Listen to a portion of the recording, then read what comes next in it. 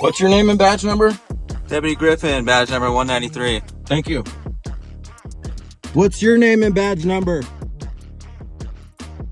What is your name and badge number? I don't consent. Okay. I'm invoking my Fifth Amendment. No.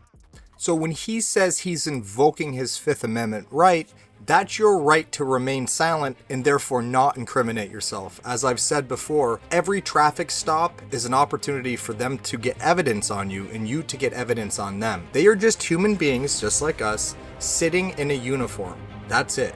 There's literally nothing special about them. They do not have power over you. That's not how it works. They're actually enforcers working for a corporation. They can't make you do anything, but we were born into a world where they told all of us that's just what you do. You listen to the police. Yes, they have their uses. We all know their power is getting too much. And when you understand, your rights come back. Now you'll see that this long pause here is a tactic that they do. So they're in your mind and you trip yourself up and you agree to their contract, verbal contract. All right, hang out with my partner real quick, okay? Feel free to roll the window down and talk to him. That would be consenting.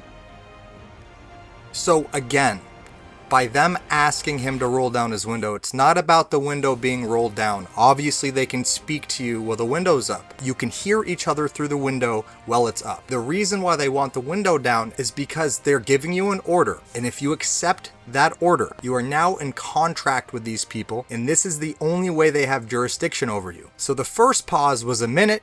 Now this pause is 2 minutes and 30 seconds. I'm going to go ahead and speed it up and get back to them yet again repeating themselves, because that's all they can do is try to get you to trip up. And once they realize they're being stonewalled, they go bye-bye. So you're going to roll down the window? No, I'm not consenting.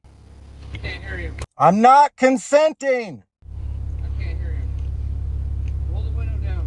Turn your vehicle off. No.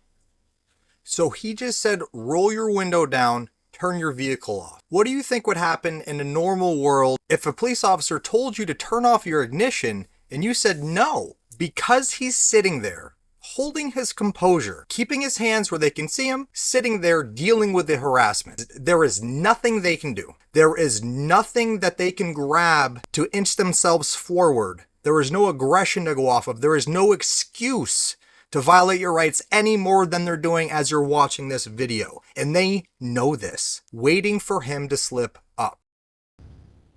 I'd like you to roll your window down. I don't consent. I don't consent. They need your consent, and the only way to get your consent is to trick you. They can't tell you they need your consent, so they're just going to sit there and stare at you. Literally think about this. Look at this. Absolutely ridiculous. Think about it. If you never had to get pulled over, imagine the PTSD you feel when you see a cop. All for nothing. The other window is down. If you want to talk to me, you can go to that side away from this. Okay, well, go over there then. Go to the other side. Go over there.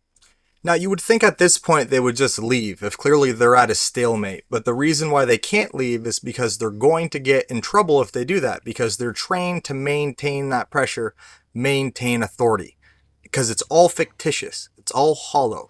It's like a little tiny chihuahua that is barking and more vicious than a pit bull because it needs that inflation of aggression, because at the end of the day, it has absolutely no power over you. Hello, sir. I need you to sign a copy of this. This is I wrote you a fix-it ticket for your window tint. I don't want any tickets. Okay, well, I have one here for you. And if I Sign your copy, don't sign it, then what? then you'll go to jail. Okay, then I'll sign it under duress and void it. Do you have a pen or do you need one? Now, like I said before, if you don't sign, you will go to jail, but when you sign 1-308 UD, that means under duress, you're using their uniform commercial code against them, reserving your rights. There you go, sir. Thanks. I say, You too.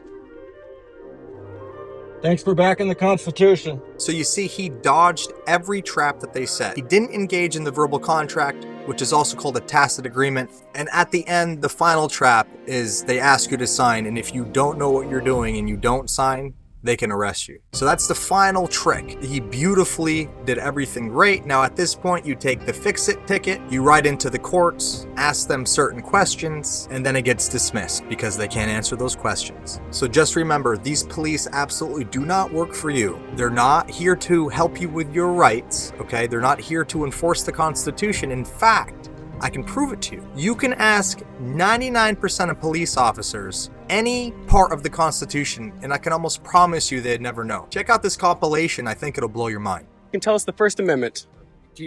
Okay, what is... Yes, sir. What's that? I'm doing a report for school, Okay. and my professor wanted me to ask one police officer if they could give me the 5 parts of the First Amendment. Okay. So maybe you can find a police officer to do that, okay? Would you be able to do that? I'm not going to be doing any of that for you right now. Why not? You can, well, because I don't have to. Can you tell me the 5 parts of the First Amendment? No. You don't know?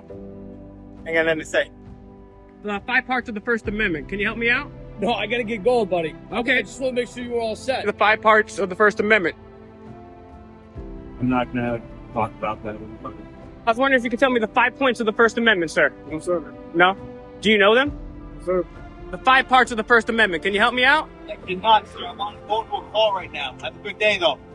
All 5 parts of the Constitution, the First Amendment. Could you say it for the video?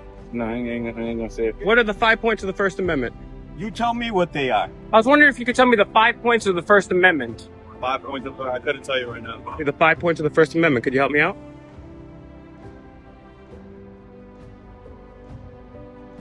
Do you know the First Amendment, sir? Something all right? You all right? How's it going, brother? 6 dash. The 5 points of the First Amendment. Talk. Public information. Did you swear an oath to the Constitution? Not authorized to speak to English. Well, this is specifically pertaining to your job. What's your badge number? We're wondering if you could tell me the First Amendment. We're doing a story on the Constitution. Could you tell me? Go in. My teacher said I have to ask one officer the First Amendment. Could you help me out? Yeah, right now. Okay. Do you know it?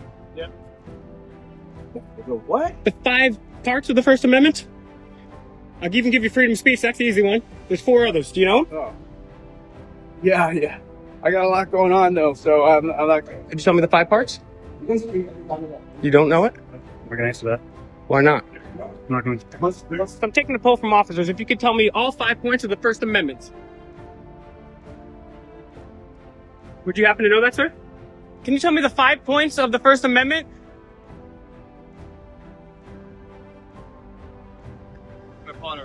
He's the expert on the Constitution? No. No? How seriously did you take your oath to the Constitution? I took an oath, so very seriously. Cool. What's the First Amendment? Mark, we're not having this conversation. Do you need anything? Yes, I was curious. You took an oath. That's what you get paid to do, is to uphold my First Amendment. Just curious if you knew it. Have a good day, sir. You can't do that. Like, what are you doing? Where are you from? Argentina. Yeah, here in the United States, they work for us.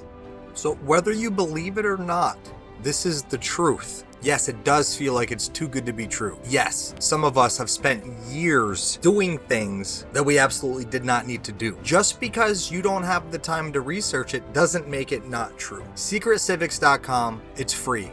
I put it out there just so we're all on the same page and they can go away and we can have our rights back. That's what I get out of it. It's free for you. Please go check it out. SecretCivics.com. Go now.